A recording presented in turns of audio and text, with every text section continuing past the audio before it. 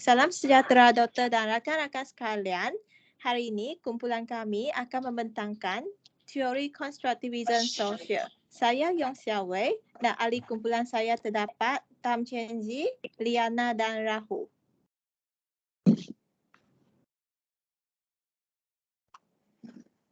Saya Tam, saya akan buat pengenalan tentang biografi tentang Vygotsky. Okey, sini saya satu quotation dari Vygotsky.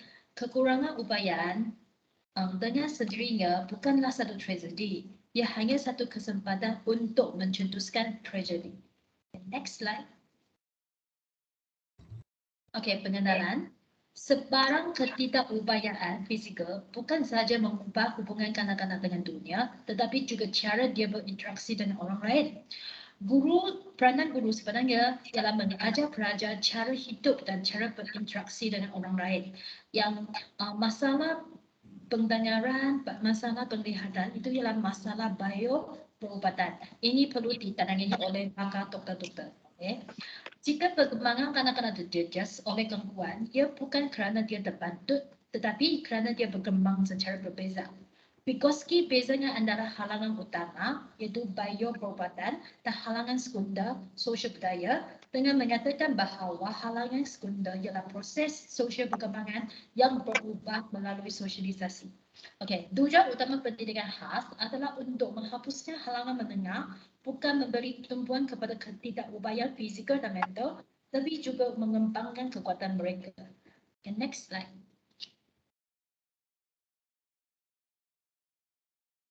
Okey, Vygotsky dilahirkan pada tahun 1896, tapi meninggal pada tahun 1934 kerana bakteri. Dia adalah seorang ahli psikologi Soviet yang terkenal dengan karyanya mengenai perkembangan psikologi kanak-kanak. Okey, teori ataupun konsep yang paling penting yang dibina oleh Vygotsky ialah zon perkembangan proksima, iaitu jarak antara perkara yang boleh dilakukan oleh pelajar sendiri dan perkara yang boleh dicapai dengan sokongan seseorang yang lebih berpengetahuan tentang aktiviti itu. Okay, gaya-gaya berpengaruh termasuk hubungan antara bahasa dan pengujuran, perkembangan bahasa dan teori umum pembangunan melalui tindakan dan hubungan dalam persekitaran sosial budaya. So, jika Vygotsky kan, dia sangat pentingkan 3 konsep. Satu ialah orang yang lebih berpengetahuan. Okay, lepas tu ialah bahasa. Kerana bahasa adalah alat untuk menghantar atau mengantar pengetahuan dari orang yang lebih berpengetahuan kepada learner ataupun pelajar.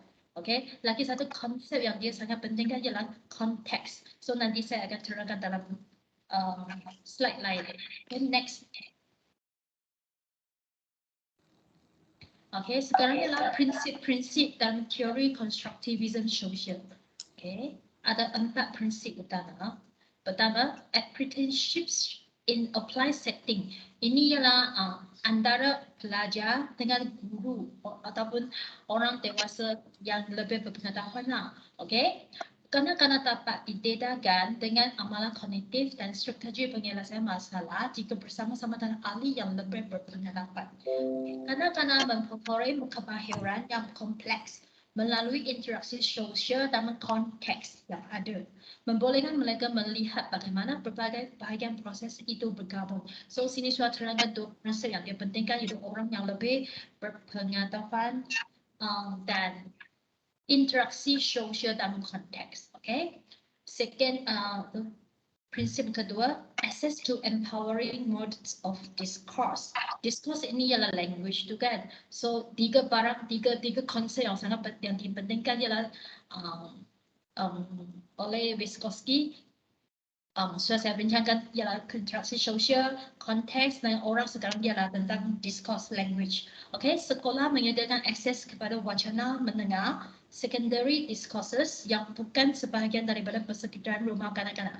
Okay, pengetahuan tentang wacana ini boleh memberi tahu ahli mengenai aktiviti intelektual yang berkaitan dengan apa yang dimasukkan untuk melakukan membaca, menulis, matematik, sains atau kajian sosial. Next slide. Next slide, okay. prinsip yang ketiga, guided instructions that leads to self-regulated learning. Okay, model perantisan itu apprenticeship kan memerlukan proses pengajaran membimbing dengan membindahan peraturan secara beransur-ansur kepada pelajar sendiri tentang tindakan dan proses kognitif yang disokong dalam interaksi sosial dengan orang lain. Okay, guru sentiasa menyesuaikan tingkah laku mereka apabila pelajar berkembang, menambah atau mengalihkan sokongan berhubung dengan matlamat yang muncul dan prestasi pelajar dalam konteks akademik. Kesilapan tidak dapat dielakkan dan ia memberi peluang untuk penstrukturan semula pengetahuan, membawa kepada potensi perkembangan fungsi mental yang lebih canggih. Fungsi mental yang lebih tinggi dihayati melalui interaksi sosial dan dialog dengan ahli kumpulan sosial budaya yang lain. Pembinaan pengetahuan dan adaran interaktif, sosial dan pengandaran bersama. Pelajar bukan sahaja dibentuk oleh atau diubah oleh wacana dalam konteks situasi, subjek akademik, mereka mengubah wacana melalui tindakan kognitif mereka sendiri.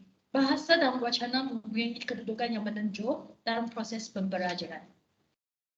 Aktiviti intelektual yang berfungsi lebih tinggi timbul daripada tingkah laku kolektif, daripada kerjasama dengan orang sekeliling, dan daripada pengalaman sosial. Kanak-kanak berkenalan khas mendapat manfaat daripada interaksi kolaboratif dalam konteks sosial. Okay, prinsip yang terakhir, learning in cultural historical context. Pembelajaran dan perkembangan adalah fenomena sejarah budaya yang terungkap dalam aktiviti holistik dan praktikal. Teori constructivity socials mengandaikan bahawa individu adalah pelajar aktif yang mencipta pengetahuan berdasarkan pengalaman terdahulu mereka. Kerja akademik dan kognitif belajar tertanam dalam warisan budaya masa lalu mereka. Pada masa yang sama, kondisi dan amalan mereka terletak dalam makna yang dibina bersama dalam suasana bilik belajar sekarang. Pelajar adalah ahli komiti bilik belajar yang membangunkan rutin mereka sendiri, menjalin pemahaman bersama tentang peraturan dan hak dan mengatur struktur pengedaraan dan interaksi.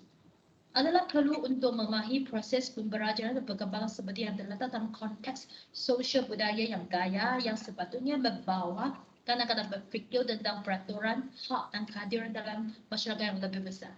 Okay. Okey, seterusnya adalah teknik scaffolding. Okey, teknik scaffolding merupakan satu pertolongan ataupun bimbingan yang diberi oleh orang yang lebih berpengalaman seperti orang dewasa ataupun rakan sebaya yang mahir dalam sesuatu kemahiran kepada murid-murid. Okey, contoh dia, contohnya guru akan bertindak dalam kelas, dia akan memberi bimbingan kepada murid-murid yang lemah. Bukan guru saja, murid rakan-rakan sebaya pun yang dah menguasai sesuatu pembelajaran, dia boleh membantu kawan-kawan dia. Itu kita panggil sebagai teknik scaffolding. Bantuan yang diberi adalah seperti peringatan, petunjuk dan dorongan. Bahasa merupakan alat untuk berfikir dan alat yang digunakan oleh orang dewasa untuk memindahkan pengetahuan kepada kanak-kanak. Alat yang digunakan dalam sesuatu budaya ataupun cultural tools iaitu bahasa, media, televisyen ataupun komputer adalah sangat penting untuk meningkatkan komunikasi seseorang murid. So, pembelajaran dan pemprosesan pemikiran ke tahap yang lebih tinggi. So, apabila kita mengajar kepada murid, so kita akan menggunakan bahasa yang mudah supaya murid itu dapat memahami arahan dan kehendak pembelajaran yang mereka nak belajar. Dalam teori ini juga menyatakan satu potensi murid dapat dikembangkan melalui usaha dan pengalaman sendiri dalam proses pembelajaran sehingga ke satu peringkat kanak-kanak akan boleh melakukannya sendiri tanpa bantuan orang lain. So teori teknik scaffolding ini akan menerangkan guru-guru akan membantu dan memberi bimbingan kepada murid. Pada awalnya kita akan memberi bimbingan yang sepenuhnya kepada seseorang murid. Apabila lama kelamaan murid itu dah menguasai sesuatu pembelajaran, maka kita akan meminimumkan bimbingan kita sampai murid itu dah menguasai pembelajaran tersebut. Next slide. Teknik yang boleh dilakukan untuk scaffolding adalah seperti memberi penjelasan verbal iaitu menggunakan lisan, teknik soal jawab, memberi dorongan dan memberi isyarat dan tanda isyarat yang lain. Teknik-teknik ataupun kaedah-kaedah ini boleh digunakan dalam teknik scaffolding. Baiklah, saya akan teruskan dengan ciri-ciri pembelajaran secara konstruktivisme sosial. Yang pertama adalah guru sebagai fasilitator untuk membimbing murid membina pengetahuan. Di sini guru akan bertindak sebagai fasilitator dan bukannya sebagai guru, di mana guru akan menyediakan ruang perbincangan bagi membantu murid untuk memperolehi pemahaman mengenai kandungan pembelajaran. Yang kedua adalah pembelajaran yang mana berpusatkan murid, di mana kelas diadakan untuk murid-murid mengkonstruksi makna secara kolaboratif. Yang ketiga adalah interaksi sosial mendominasi sesi pengajaran dan pembelajaran, di mana murid akan sama-sama berbincang mengenai sesuatu topik dan murid yang lebih tahu akan membantu dan memberikan informasi ataupun pengetahuan kepada murid-murid yang lemah. Yang keempat adalah guru berperanan untuk melakukan pemantauan dan juga menggalakkan pembelajaran, di mana di sini guru dan murid akan saling belajar, berkongsi pengetahuan dan guru dan murid juga akan sama-sama menjadi kontributor bagi meningkatkan pengetahuan masing-masing. Jadi di sini akan berlakunya komunikasi secara dua hala. Yang kelima adalah murid akan melibatkan diri secara aktif dalam kelas. Dan guru akan berperanan untuk menggalakkan perbincangan dengan mengemukakan pelbagai soalan bagi menggalakkan respon murid, manakala murid pula akan berusaha untuk memberikan jawapan dan respon terhadap pertanyaan guru. So di sini akan berlakunya pelibatan yang aktif dalam kelas yang melibatkan guru dan juga murid. Seterusnya adalah menekankan kepada teknik scaffolding, di mana di sini scaffolding adalah merujuk kepada pemberian bantuan bagi membolehkan murid membina pengetahuan yang lebih tinggi, di mana guru boleh bantu murid dan juga murid yang pandai juga boleh membantu murid yang lemah bagi membantu meningkatkan pengetahuan dalam kalangan murid-murid yang lemah.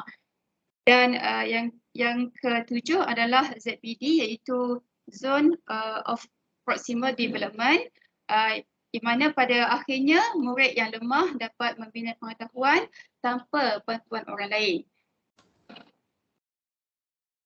Okey, seterusnya saya akan teruskan dengan perbandingan antara konstruktivisme dan juga konstruktivisme sosial. Yang pertama, konstruktivisme dikembangkan oleh Jean Piaget, di mana mengatakan bahawa pengetahuan dibina melalui pengalaman dan pengetahuan sedia ada. Murid akan mengkonstruksi pengetahuan secara individu melalui pengalaman mereka masing-masing. Manakala konstruktivisme sosial pula dikembangkan oleh Lev Vygotsky, di mana Vygotsky mengatakan bahawa perkembangan kognitif berlaku terlebih dahulu melalui interaksi sosial, kemudian barulah ia akan berlaku secara individu. Jadi di sini murid dapat membina pengetahuan baru berdasarkan pengalaman dan juga pengetahuan sedia ada berdasarkan konstruktivisme. Tetapi dalam konstruktivisme sosial pula, seseorang individu itu akan bergantung kepada orang lain bagi membantu mereka untuk membina pengetahuan yang baru. Yang kedua adalah untuk konstruktivisme, pengetahuan dibina daripada pengalaman, di mana pengalaman memainkan peranan penting dalam memahami maksud sesuatu perkara. Jadi di sini guru akan bertindak sebagai pembimbing untuk murid berfikir tentang sesuatu perkara dan ini membolehkan murid tersebut membina pengetahuan yang baru berdasarkan pengetahuan sedia ada mereka. Okay, dalam konstruktivisme sosial pula, pengetahuan akan terbentuk melalui interaksi dengan orang lain. Jadi dalam teori ini, interaksi sosial ini akan mendominasi proses pengajaran dan pembelajaran. Murid akan menjalankan perbincangan tentang sesuatu perkara dan murid yang lemah juga akan dibantu oleh murid yang lebih pandai bagi membolehkan murid lemah menguasai konten sesuatu pelajaran tersebut. Okay, yang ketiga, Dalam teori konstruktivism, ianya berlaku apabila murid melibatkan diri secara aktif dalam proses pembelajaran. Begitu juga dengan konstruktivism sosial, ia juga melibatkan pelibatan murid dan juga guru secara aktif dalam sesi pengajaran dan pembelajaran. Yang keempat, pembelajaran berpusatkan murid dan sama jugalah dengan konstruktivism sosial, ia juga melibatkan pembelajaran yang berpusatkan murid. Dan akhir sekali, dalam konstruktivism, pengetahuan akan dibina melalui uji kaji, pertanyaan, analisis tugasan dan juga pengalaman. Di manakala dalam konstruktivism sosial pula, pengetahuan dibina melalui beberapa faktor seperti faktor sosio, budaya, scaffolding dan juga ZPD. Okey, seterusnya saya akan terangkan tentang bagaimana kita boleh menerapkan, bagaimana kita boleh mengaplikasikan teori konstruktivisme sosial ni dalam PDPC kita. Okay, next.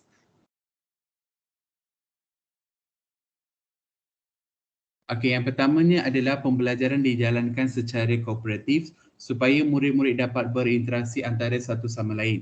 Okey, semua ini kita dah biasa dilakukan dalam bilik darjah. Contohnya kita akan memberi satu tajuk dan diminta murid memperbincangkan tajuk tersebut.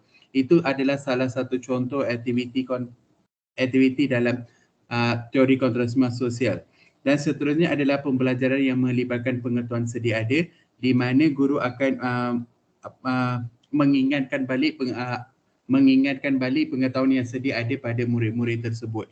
Dan seterusnya adalah pembelajaran yang aktif, di mana murid-murid yang dah menguasai sesuatu kemahiran akan menolong rakan sebaya, akan menolong murid-murid yang lemah untuk menguasai sesuatu kemahiran dan menyediakan lebih banyak contoh dan bahan sumber. So ini di mana guru akan menyediakan banyak contoh dan bahan-bahan sumber supaya kita memberi kepada murid dan murid akan membaca dan mereka akan menguasai dan membina pengetahuan mereka sendiri.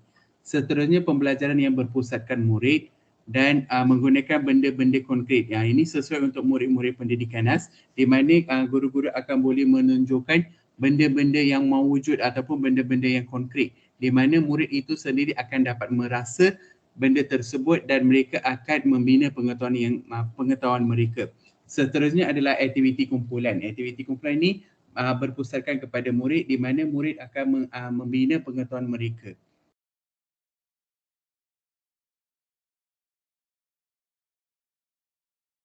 Seterusnya, saya akan meneruskan tentang peranan guru untuk mengaplikasikan social constructivism di dalam bilik darjah. Next. Di sini terdapat 7 peranan guru dalam bilik darjah social constructivism yang boleh dibincangkan. Yang pertama ialah membekalkan persekitaran bilik darjah berasaskan social constructivism. Di sini, sebagai seorang guru, kita perlu memastikan persekitaran di bilik darjah sentiasa berada dalam keadaan yang kondusif dan selesa. Selain itu, guru juga perlu menyediakan persekitaran social constructivism di dalam bilik darjah, iaitu sentiasa menjalankan aktiviti kolaborasi, kooperatif atau interaksi antara murid dengan murid atau murid dengan guru. Peranan yang kedua iaitu menggalakkan kolaborasi dan perkongsian pengetahuan dengan murid. Di sini, kewujudan interaksi dua hala akan diwujudkan semasa aktiviti tersebut dilakukan. Peranan yang ketiga iaitu mempertimbangkan pendapat murid sama ada benar atau salah. Di sini kita tahu kalau guru dalam menjalankan social constructivism di bilik darjah, guru akan berperanan sebagai fasilitator atau pemudacara, perancang dan pembimbing. Maka guru haruslah mempertimbangkan pendapat murid yang dikeluarkan sama ada betul atau salah. Peranan yang keempat ialah membekalkan sumber dan bimbingan yang diperlukan, iaitu seperti yang tadi dibincangkan, scaffolding atau ZPD yang ditawarkan kepada murid. Peranan yang kelima ialah memastikan murid berasa terjamin semasa menyoal atau berinteraksi. Di sini, sebagai seorang guru, kita hendaklah menggunakan bahasa yang baik atau sopan serta mempunyai kesabaran yang tinggi semasa menjawab soalan yang ditanyakan oleh murid. Perkara ini juga dapat membantu murid untuk berani bertanya soalan kepada guru semasa mereka mengalami masalah dalam aktiviti pembelajaran. Peranan yang seterusnya iaitu untuk memastikan murid saling belajar antara satu sama lain. Peranan yang terakhir ialah membekalkan scaffolding jika murid diperlukan berdasarkan tahap yang bersesuaian atau masa yang bersesuaian. Okay, next. Okey, seterusnya ialah kelebihan dan kelemahan social constructivism. Next. Kelebihan mengaplikasikan social constructivism. Yang pertama, menggalakkan murid melibatkan diri secara aktif dalam pembelajaran. Di sini kita dapat tahu kalau guru melaksanakan atau mengaplikasikan social constructivism di bilik darjah, murid akan berpeluang untuk memberikan pendapat atau pandangan mereka tanpa sebarang halangan. Kelebihan yang kedua ialah menggalakkan perkembangan kemahiran dari segi komunikasi, mendengar, berfikir atau menyelesaikan masalah. Ketiga, menggalakkan murid meneroka dan menggunakan inisiatif mereka dalam menyelesaikan sesuatu masalah. Kelebihan keempat ialah merangsang minat dan meningkatkan tumpuan murid. Kelima, meningkatkan pemikiran secara kritikal dan penyelesaian masalah. Keenam, memupuk murid menjalankan pembelajaran secara kooperatif di bilik darjah seperti menjalankan aktiviti kumpulan atau menjalankan aktiviti perbincangan atau sumbang saran semasa aktiviti pembelajaran dilaksanakan. Kelebihan yang seterusnya iaitu memupuk murid mengamalkan semangat berpasukan untuk menjalankan aktiviti kumpulan. Di sini kita tahu untuk menjalankan social constructivism iaitu menjalankan aktiviti kolaborasi. Di sini kita dapat memupuk semangat berpasukan bagi murid kita. Seterusnya ialah memupuk ekstrim kendiri murid iaitu dapat meningkatkan keyakinan murid untuk memberikan atau menyatakan pendapat mereka semasa bertukar pandangan bersama dengan rakan sebaya atau murid di bilik darjah. Kelebihan yang terakhir ialah membimbing murid membina pengetahuan dengan aktif dan meneroka serta berinteraksi dengan sumber yang sesuai. Next.